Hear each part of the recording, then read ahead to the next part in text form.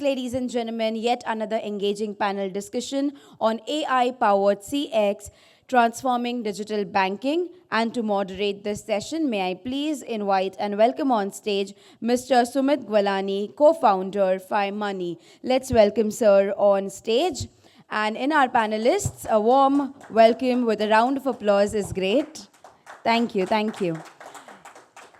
Let me also introduce our esteemed panelist, Mr. Vyshak Venugopalan, Head of Solution Consulting and Customer Engineering, Adobe India and JAPAC Group, Adobe.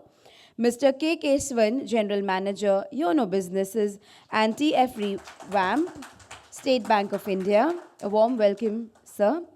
Mr. Hitesh Sachdev, Head Startup Engagement, Innovation and Investments, ICICI Bank. And Mr. Tarun Khanna, President and Head, Digital Marketing and Strategy, Reliance General Insurance. A warm welcome to all our panelists and speakers on stage. And may I request Mr. Sumit to lead the conversation in this interesting discussion. Thank you. Okay, thank you. We have a power-packed panel today, right? From everyone from banking to insurance to cloud solutions to AI solutions. We've got everyone there, to investors, right? Literally, you name it and we have that here. So, before we go and talk about AI, CX, let's try and, break the ice first. I'm going to try and make it as a little bit more fun initially, right? Like, I know there are all the four panelists here are big sports lovers. So I was like, I'm going to go from finance and, fintech to talking about sports first, right? Like, and so I'm going to ask a question to each one of them. I sort of know which sports they like, so I'm going to sort of go there, right? Okay, I'll start. Vyshak, you love cricket. Can you tell me who is your favorite sports star and what quality do you take from him and try to put in your everyday life? Yeah, thanks for that question, Sumit. Yes, cricket is a religion. So yes, I love cricket. And my favorite player is Rahul Dravid, the Great Wall of India, right? And yeah, apart from being the Great Wall of India, I love the trust we can place in him, right? And I love I'm biased, obviously. I love the quiet excellence that he brings in, right? So not much shor sharaba, but gets the job done that too beautifully. So yeah. Awesome. Also a Bangalore connect there. Yes, absolutely. Bangalore connect. Awesome. Okay, Kesavan, you also love cricket. Can I ask you the same question? Which cricketer and what quality do you try to put in your daily life? Yeah, thanks for this question.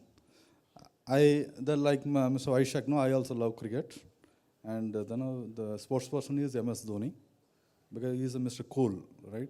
Because in the sports, right, you need to maintain cool, and you should be in a position to handle every situation, whether it's a failure or a success, and you need to have empathy, towards your team members and also the audience. And why I like this in the bank also, it's a man management. The bank is a man management, whether it's an internal or an external. The customers are our own staff. So we need to have those kind of leadership qualities. So that's the reason I like Mr. Dhoni. Cool, awesome. It looks like there's a hat trick of cricket here, right? Like, so we'll go with Hitesh, also a cricket fan that I hear, right? Like, who is for you? I will go for Kapil Dev. When we entered World Cup 1983, nobody believed India could win the World Cup, and the leadership qualities, the way one inspires and one respects their team and energizes them to achieve the end goal. I think it's adorable, and with a lot of humility. So, and then on top of it, you lead it from the front, an all-rounder, right? So these are some of the qualities which I really get inspiration from, and that's why he is my favorite cricketer. Awesome, right? Okay, at least we have not all cricket fans here, right? I've got at least, Tarun says, I'll do something beyond cricket. So Tarun, I hear you're a big chess lover, right? Yeah, like, three ardent fans of cricket. So who in chess do you like and why? So actually, this anyone can answer in India. In chess, it's Vishwanathan Anand. When I grew up, I saw that man becoming the first grandmaster at the age of 18, right? He comes from a very humble family, and at the age of 6, he started playing chess. But the qualities which I love about that man is that he has resilience.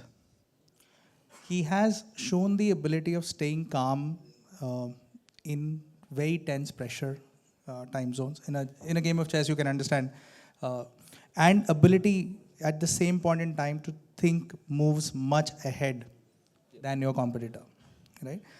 That's what I like to imbibe in me in terms of in transformation, the kind of business I run, digital transformation.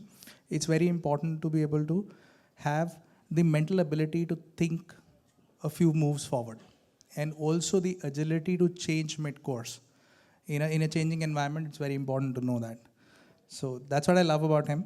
And he's not like followed like Kapil Dev or Dhoni, but he surely is a man of resilience, and he's made the country proud. That's awesome, right? And it's great to have a panelist of chess and cricket because those are my two favorite sports. So good to have chess and cricket out here. But okay, moving to a little bit more serious stuff from sports. We're discussing a very important topic today as we talk about CX and transformation thanks to AI that's coming into banks today. And it's I wouldn't say there's a banker out there who is not talking about it, right? Like literally every single person who I talk to, whether it is banks, whether it is fintechs, you're talking about this topic, right? In fact, let me just quickly ask, how many of you think about AI in your daily lives today related to your work? Can I get a show of hands, please?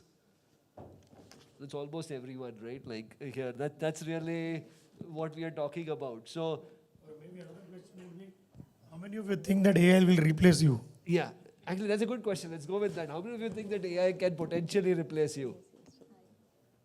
No hands. No hands. No, I don't know whether there's one hand there, like then I don't know if this is like people just don't want to say the truth or be honest or It's a mature audience. sounds good. Okay. It's very true. And there was a recent McKinsey report I was reading, and there was like 78% of organizations now sort of say 78% of organizations now say that they are using some form of AI every day. This number with the same McKinsey report when I checked last year was 55%. Right? So we are already seeing a huge shift when it comes to usage. This is sort of a global survey, not limited to India, but you're probably seeing same numbers there. I'm actually waiting to read the report that got released today, which may have some more data around it, right? And if you look at the market of AI, right, it's like $391 billion in 2025, going up to like $1.82 trillion by 2030. So we're talking about multiple more industries getting built here, right? And I'm definitely will wait to come to Hitesh from an investor viewpoint to talk more about it very soon.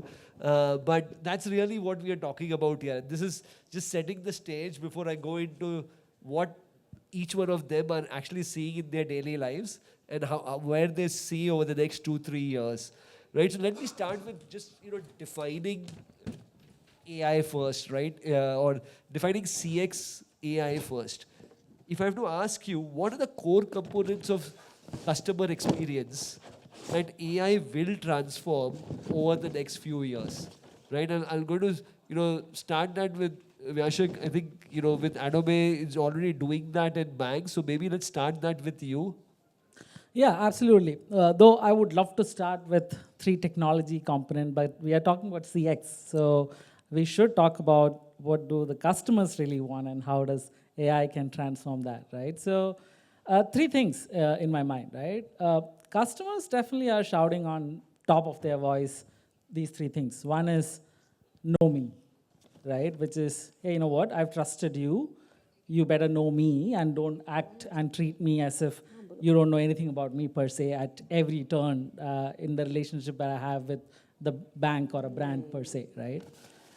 That's going to get transformed tremendously. So no more click here to, log in, or, all of that stuff, right? So the brands have a tremendous opportunity to know the customers much better and make the customers feel that, yeah, this brand knows me well, right?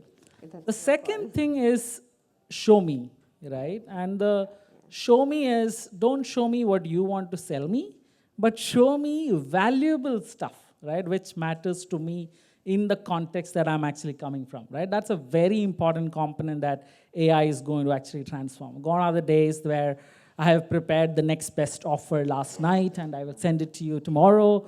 No, that's not, show me valuable experiences, right? No. And the third component, which is really important that AI will transform in CX from a customer point of view, is show me, right? So know me, show me, and help me.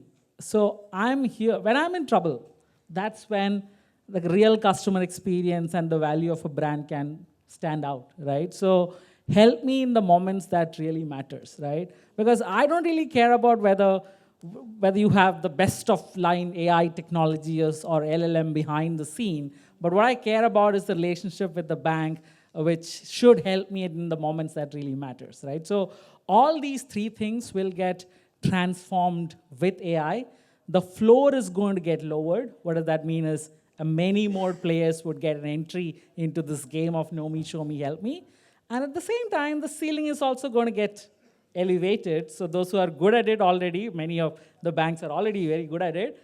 We also need to realize that the ceiling has just gone up, so we need to grow up and match that particular ceiling as well. Yeah, that's what I would say. I love that. Know me, show me, help me, right? Okay, great tagline to start the discussion. I'll come to Hitesh, right? Like, just on the same thing, right? Like, Vyashak talked about know me, show me, and help me. Is there anything else that you are hearing, both from the startup side of the world as well as from a bank side? Yeah, so most of the time when you onboard the customer, right, we use the term KYC, know your customer. But most of the time what we do is KYD, know your documents. We actually don't know the customer. So it's, we need to progress from KYD to KYC. And, per se, when you talk about AI implementation, and I was reading somewhere that, in the all exuberance, one of the company they established, they implemented the AI chatbot and more dynamic AI chatbot. So customers really frustrated and customer complained a lot of times. And at the end of the day, customer said that you are not solving my problem. I'm gonna file a case against your company. And the chatbot replied stating that, sure sir, let me help you with some of the good lawyers in your area. So we need to be really, mindful in terms of where we draw a line, how do we make it contextual. But I think, AI per se can be embedded in all parts of the customer journey. Whether it is onboarding a customer, how do you ensure that with the minimal friction, you are able to onboard the customer. At the same time, you are also ensuring that the transaction for which the customer is onboarded also gets concluded. So, taking a cue, let's say from the insurance industry, we've been experimenting that today if I want to sell an insurance, which is a low value insurance, right? It's very difficult to deploy human and sell that. And many government schemes are there where it is mandatory for banks to sell those insurance products. But they're very low ticket size products where you can implement entire end-to-end automated, AI-driven process. So it's not about only talking to the customer, selling the product, but it's also about taking the consent, debiting the customer's account, issuing the policy, ensuring that after the policy is issued, the customer satisfaction, whether the experience was good or bad. So it's all about, completing end-to-end journey. If you do it in parts, it may not yield the result or the efficiency with which you have in mind you are implementing AI. So to my mind, all facets of the customer journey, whether it is onboarding part of it, or whether it is helping a customer to do a transaction, or taking a feedback post the transaction. So across, one can embed AI. But having said that, we have to build a lot of guardrails before we get into implementing customer-facing AI solutions. Awesome. Moving on, Keshav, how do you see the customer's expectation on digital banking has changed with AI? Right? Like, are the expectations for customers increasing day by day? Are you hearing more requests thanks to AI? See, earlier, no, what we are handling is the transaction banking. Now, the transaction banking has shifted to relationship banking now. So, as Mr. Vyshak was telling, right, the know me, right? When we have onboarded the customer, we have obtained all the documents, information about the customer, and he has been using our channel for all his banking needs. I have every information about him. When he calls me up, I should be in a position to recognize him. I should not be again asking him the same question which I already know.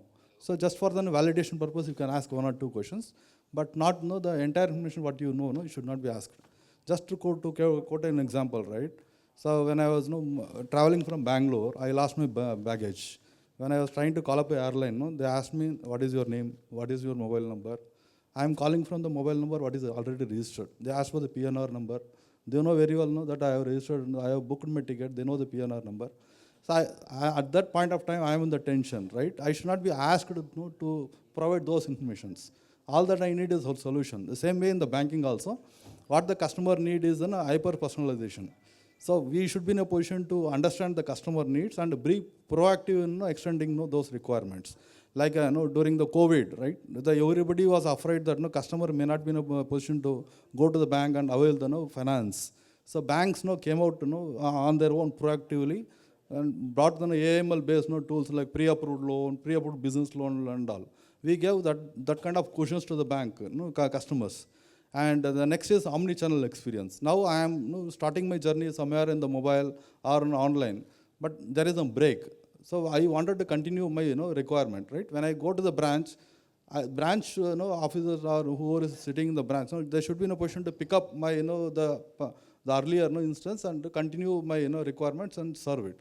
So the customers are looking for hyper-personalization, omni-channel experience, and speed. This is what the customers are looking for. Speed and hyper-personalization is what you're hearing from your customers. Great. Tarun, I think with your vantage point, right, what are other core components that you think AI related to CX that AI must address? Anything that comes to mind that is not covered already? See, I have seen both banking and insurance, and the consumer is actually the king. And most of the times he's comparing banking and insurance with e-commerce. I need everything right now here. The world for us is completely changing from being responsive to predictive. The customer is expecting us to be very clearly in that frame of mind that you know me.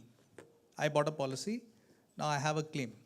I'll tell you most recently where we have genuinely been impacted. The expectation from our customers today is that you have each and everything, and my car claim should get settled in 2 hours. Which means that you need to identify the kind of damage the asset has got, assess the internal damages, and come out predictively in saying this is the amount which I am assuring you of a payment. Now these kind of spot claims is what we have seen the industry and the consumers. When I say industry, this is the consumers taking forward. We've seen our whole dynamism of serving our customers changing. Our customers today, about 40% of our queries are responded by AI agents. Our feedbacks are pretty simple, but also the same consumer at the same point in time needs empathy with us. The guy wants his policy, it's expected, so a bot can respond. But the moment I have a claim, a bot should not respond, which Hitesh also mentioned, right? At that point in time, you just want to hear a human voice. That's the kind of mix I see really changing and taking the next shape in the country. We are going to be affected. Some of the jobs are going to be affected for sure. You raise your hand, you don't raise your hand, but that's a reality. Because a lot of processing which probably we used to get done with humans is going to shift and is shifting, right? Also for the fact that the consumer expectation is shifting. And consumer is nothing, it's us, right? The way we use the mobile applications 5 years back and now the way we are using now, So a very interesting element happened about 3 years back with me. I was looking at that how can somebody operate an app, log in into a banking app more than 45 times a day. But that's a reality. The average banking app usage in a month now is more than 30 times. And there are consumers who actually transact with the bank more than 15 to 20 transactions a day. So the expectation is that you know me fairly well. I am your next door neighbor types, right? And in insurance, we are actually seeing it. Consumers are sticking with us. Every good claim means a consumer sticks to us. So that service of 2 hours actually decides our annual premium. And the longevity and the CLTV linked to that consumer of multiple products. And that is the differentiating factor for me. Awesome. So you're already seeing it actually pay for it also, Maya, because you're able to decide your premium rate based on it. Absolutely. Awesome. Right? So it's not just cost, it's value. Cool. Mr. Keshwan, in revamping Yono, right? What are the AI-led CX features that you're focusing on that you have really found transformational? Any success stories from a Yono perspective that you would like to share with the audience? The 2 success stories, as I was referring, right? Pre-approved personal loan during the COVID period, right? So almost 1.2 trillion of the amount has been disbursed through the pre-approved personal loan. So you just think about the State Bank of India balance sheet, the advances level in 1995 was around 42,000 crore. The entire bank's advances are 42,000 crore. But through an AML, we are able to disburse 1.2 trillion. You look at from where we have reached, and the pre-approved business loan for the business people who have the current accounts, by looking at the cash flow, the credit history. So we were able to generate the lead and make them to avail the pre-approved business loan during the COVID period. These 2 are the classic use cases, and these classic use cases have been developed by our own internal team, not any fintech. So, and we are coming out with the Yono 2.0, where the entire journey will be an hyper personalization, depending upon the customer's requirement. There will be recommendations to the customer on the app, and a lot of things are expected in another 2-3 months time. And also we are working on for the bank guarantees. So when our bank guarantees are requested by the corporates, we have to ensure that as per the bank's policy, there are no onerous classes. And onerous classes, it is very subjective in nature. Right now, if I have put in 25 years of service, so if one document is given, I can identify some 100 onerous classes. If the same document is given to somebody else who has just joined the bank, he may say there is no onerous classes. So it's very, very subjective.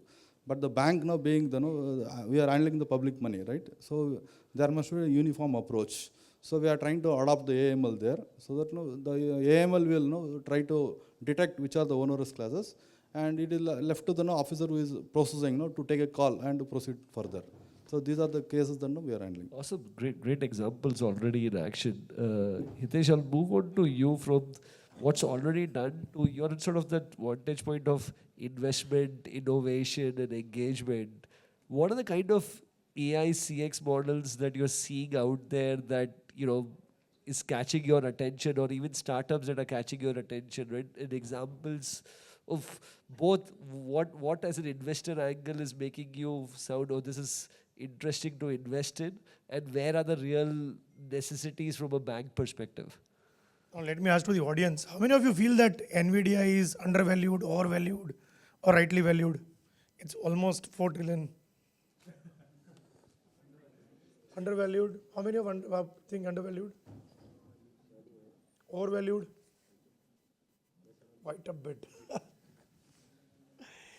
I mean, the way to look at it is that the AI potential and the market itself is going to be more than 15 to 20 trillion plus. And the direct beneficiary would be NVIDIA. And many of, investors in Bay Area think that it is still undervalued. Okay. So a different perspective, because you talked about investment angle.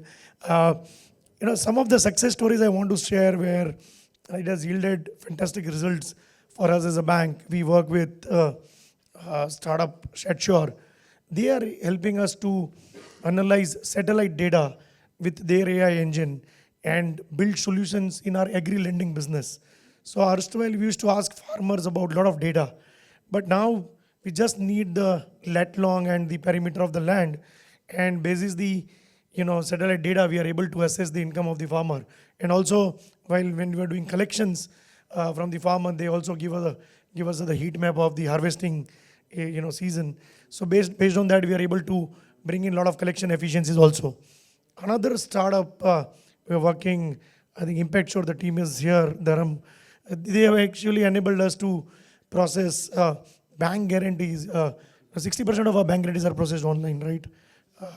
And property, management and collateral monitoring. We work with Advarisk because again, designed an AI engine on top of the digital lend records. They are able to help us on title search, property monitoring.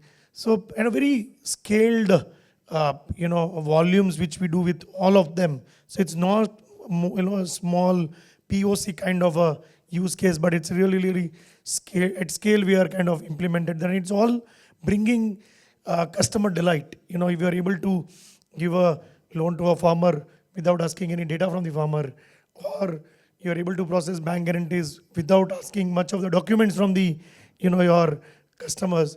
I think this all brings different level of customer delight. So to my mind, but again, when it comes to using AI, when it is facing the customers, you have many challenges, right? You need to know which models you are using, what goes. So it's a 3-layer approach. One is your infrastructure, which is do you want to invest into infrastructure, build H100 infrastructure and invest huge amount of capital into CapEx. I think to my mind, nobody is doing that because we still need to figure out large scale implementable use cases, and then one would go for, and then comes the model. I mean, nobody is building models, right? Plenty of models are becoming available now, open source models, and models will become commodity, right? So it's all about using the right model for your right domain or the use case. And then the third layer is when we say application part of it. And that's where a lot of action is happening. And as an investor, I feel, a lot of money is to be made in application side of it. It's like internet, right? I mean, we will say that infrastructure and the models are like internet. And on top of it, a lot of businesses got built in today, Zomato, Uber, everything got built on that basic fundamental, technology, which is internet. Similarly, I feel that infrastructure and the entire models and everything are base level, for riding a lot of applications on top of it. And as an investor, I'll always want to bet on the application side of it. Maybe, 95% of my capital I would like to deploy, on the application side of it. So what you're saying for everybody in the room is now is a good time to go to a startup. There is funding out there. Yeah, exactly. I'll just like to add what Hitesh was talking about. I think the valuation of some of these companies is going to grow multifold. Most of the companies in our country have done a lot of POCs, but today when people like me sit on a cap table, we are blocking funds for specific investments in AI. I'll give you a couple of narratives. We are one of the largest crop insurers of the country, and I'm taking the same example of where Hitesh was talking about. We cover the entire states, and we own the entire state. Any calamitic problem which comes in, rains is last year, we had huge amount of floods in one of the states we were owning. And when I say own, which means we insure and we are supposed to take care of the farmers. We had 10,000 acres, 10,000 hectares of area to be covered. And the state government was very clear that, we want the assessment to happen in 7 days. Humanly impossible for an insurer to actually be on ground, assess the cultivation damage. And we always have been using remote sensing data, weather stations, satellite information. But for the first time, we amalgamated last year the entire information with the use of drones. In 7 days, 10,000 acres were evaluated through the drones. Data was pumped in through the remote sensing satellites. We assessed the damages on the cultivation. And first time ever, we paid out 11 lakh claims in a day. Now, Impressive. the example I'm giving you, till last year, it was a let's try. Today, at IndusInd General Insurance, we have enough data that this year, 2 of our states have been affected, both Haryana and Rajasthan, and we're deploying that on day 1. The question is not that we don't trust the data. We trust the data, we've seen the assessments, and now it is full pedal. It is not, it's the need of the hour, because that saves us a lot of money, which we were practically never able to do, right? And then also, it gave a lot of rise to the fraudulent claims. Today, we want to cover the right set of people, pay our right set of claims, but also ensure that, you know, the burden does not lie on the state government for us not being processing right. So, for insurance as an industry, I must tell you that there is an ample amount of investment going into this space because the need is there. There's a need, there is a solution available, and it is changing. While we were talking about CX, but that's the true CX. It's not what you show in the front, it's how you're empowering the entire ecosystem at the back end to be able to deliver the right stuff. And there is dollars, the underlying state. The profitability actually helps you tell you that yes, you can put money on the cap table. That's a very important aspect to see, that more investments in the next few years are going to go. Globally, people are talking about that this industry could be about close to $200 billion from what $40 billion it's today. And I think that number will reach much prior to the assessments McKinsey and BCGs have given. Super, super impressive stuff already happening on our grounds, right? That's pretty cool to hear. Vyshak, moving to you, you know, Adobe works heavily with tools and content management, right? And you're already in banks providing that with AI tools. How can banks really use the tools, whether it's Adobe or others, to actually make a difference in the customer experience? Yeah, absolutely. So we had the pleasure and the privilege of working with BFSI organizations over a decade in India at Adobe. And when it comes to AI and CX, we see 3 areas, right, where successful impact has been delivered in the BFSI space in India, right? Area number 1 is data itself, right? So AI, data is the oil, is very cliche. So the new one is AI is the refinery for that particular oil, right? So and the use cases there are tremendous. Banks are actually using audience agent, right? So of course the maturity curve looks like there is predictive AI. Okay, this person might need this. Then there's generative AI. For that, you generate this, and then finally the agentic AI per se, right? So one such example that reminds me on this data side is the audience agent suggesting really valuable audiences which the bank might not have thought about retargeting to actually sell their personal loan product per se, right? And the good thing is, like, the agent is 24/7. One fine morning, somebody logs in and the agent is proactively suggesting you should do this, right? And we are very clear about AI to suggest, right? And the human is always in the driving seat because the gut is really, really important to actually make that particular decision. So suggestions are intelligence, that's always there. The second thing is content production. I mean, it is actually a very interesting topic because AI, CX, everybody overleans on data. But data is the voice of the customer, and content is how you respond to them. So as data is growing, the content also should actually grow, right? Which is your, not just images, but the text, everything across, right? So how do we automate a lot of content production using AI? That's a big use case we are actually seeing, right? Last but not the least is interventions. Remember the help me journeys that I was talking about, right? Because it is impossible to get it right 100% of the time, right? Because the context is so real time, it keeps changing. That's still why we, in this 2025, we still have messages which says, please ignore if you've already done so, right? It is really, really difficult, there's no doubt about it. But having said that, we can actually go one step at a time to solve this particular journey problem. So again, things that might not be spotted immediately by a marketer, the agent can suggest saying that, what, this journey, you have had 100 different possibilities, but here are another 25 different possibilities which you should add based on the real-time data that I'm actually seeing, right? So there's an interesting one.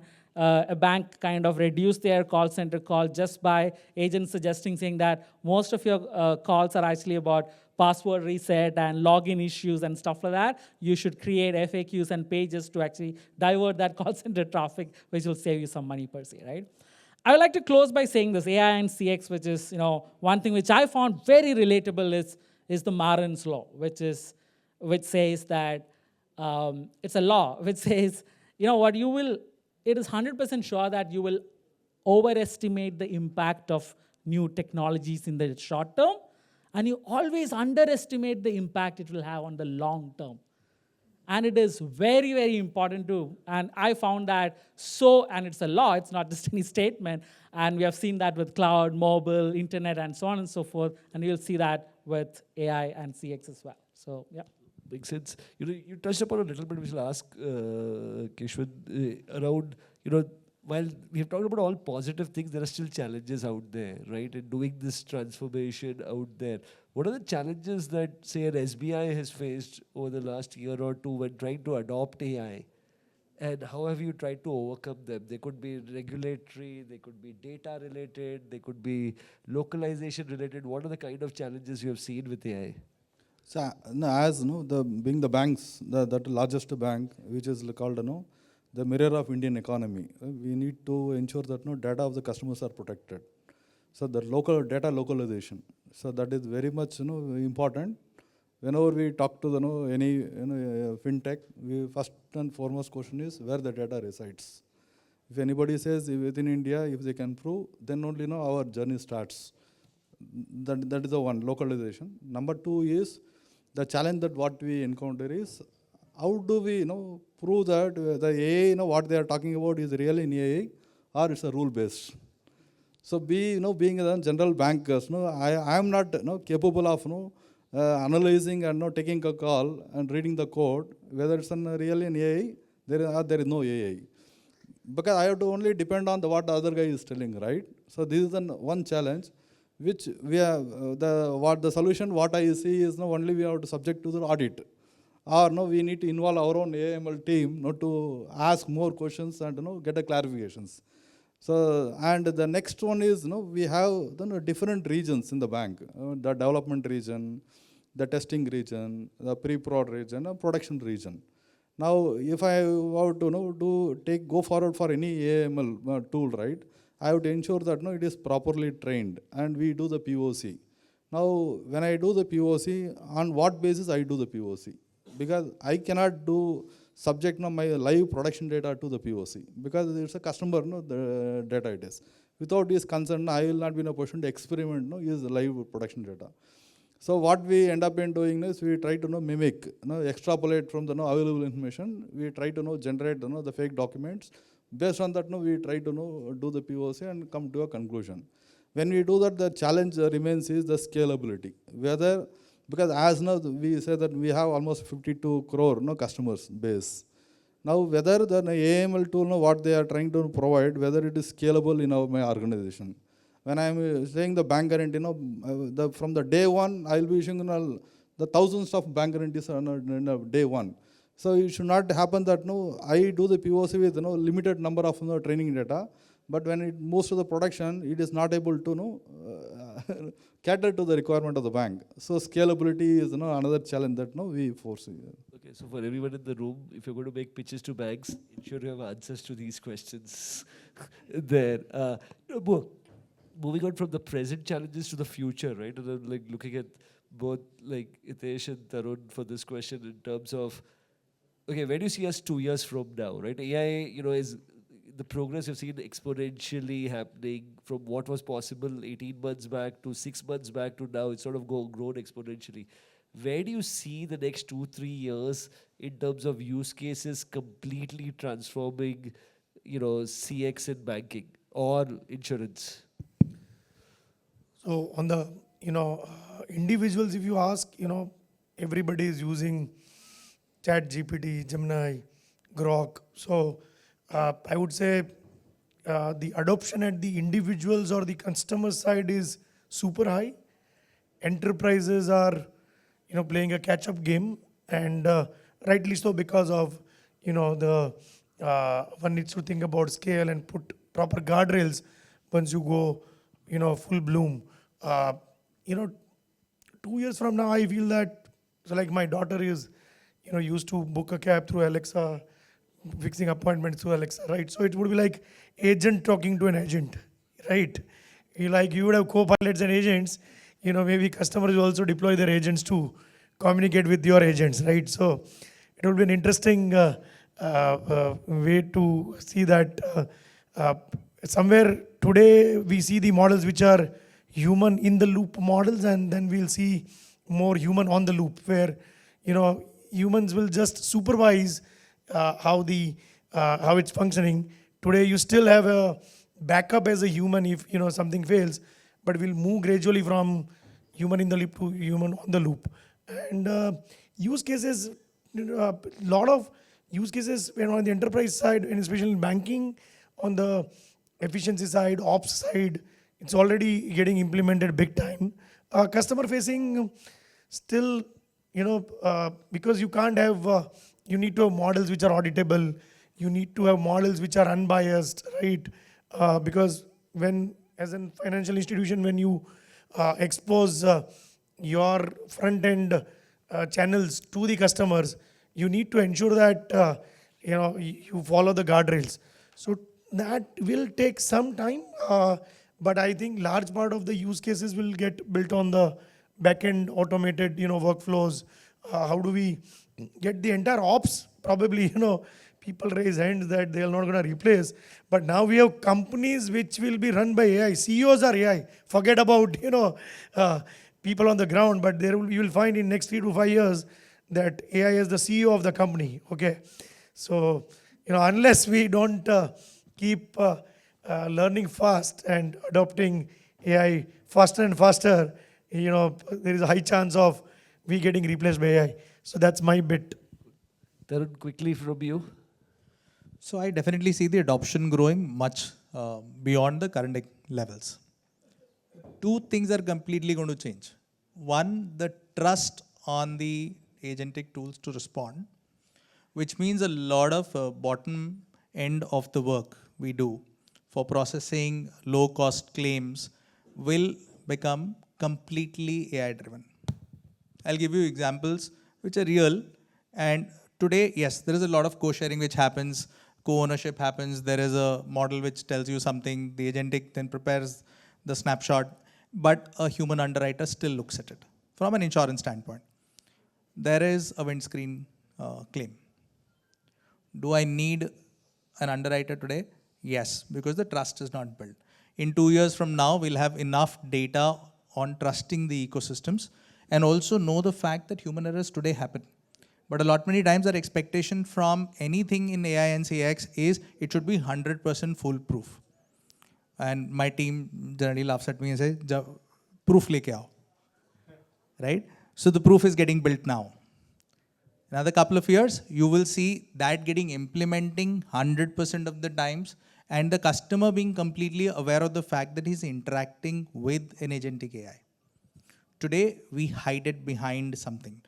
Tomorrow, organizations will be very proudly stating that, yes, I have built this tech, I have built this technology and the experience for you to interact with the agentic AI or a specified chatbot which is able to respond to you in the way you want it, or you have a choice of a human connect. Today, that doesn't exist. 2 years from now, in insurance, for surely you will start seeing that happening. Makes sense. What I'm hearing is... Yeah, Mr. Sumit, just to continue what Mr. Hitesh said, he has just created a fear in the minds of the audience. Yeah. But in State Bank of India, we are very, very optimistic. Our chairman, in the recently, that a podcast with the NPCI, CEO. What he said is, every 6 or 7 years, State Bank keeps adding another State Bank, to its books. So with the AI, we would like to ensure that productivity gets enhanced. We do not have a plan to replace the human beings with the AI. Absolutely, that is not the thing.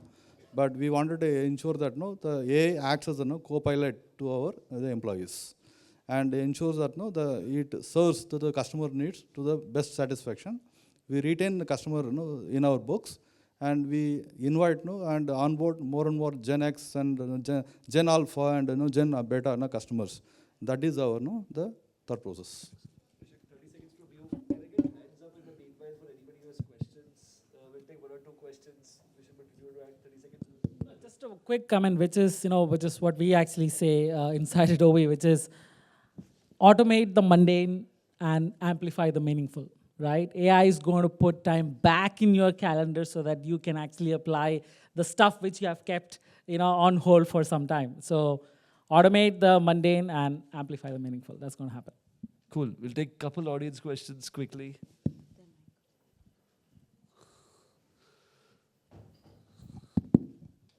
Hello, sir. I'm Shubham Bagil. I'm founder of Augmentus.ai. We are building sales platform for banks. We are also feeling like 83 World Cup team, sir. We are taking on stalwarts here. So my question is, sir, basically, in the customer experience front, we are seeing change in the fundamental way customers interact with the applications. Earlier, it used to be, reducing the number of clicks, reducing document uploads and all of those things, OCRs and everything. Now I can open ChatGPT and communicate with it, and the use case are immense. Because in clicks, the journeys are fixed. I can do a loan process, it will be a loan journey. But with interaction like chats and voice chat, it is fundamentally changing. So how do you think it is going to change? Where will it go? And how it is going to be how will banking apps, like internet banking apps, will incorporate these kind of journeys, right? Which is like fundamentally what ChatGPT and other players are doing. I feel websites will be the, obsolete things, I mean, it's very difficult to navigate a website, right? I mean, you click, and then you do a wrong click and then some other page opens up.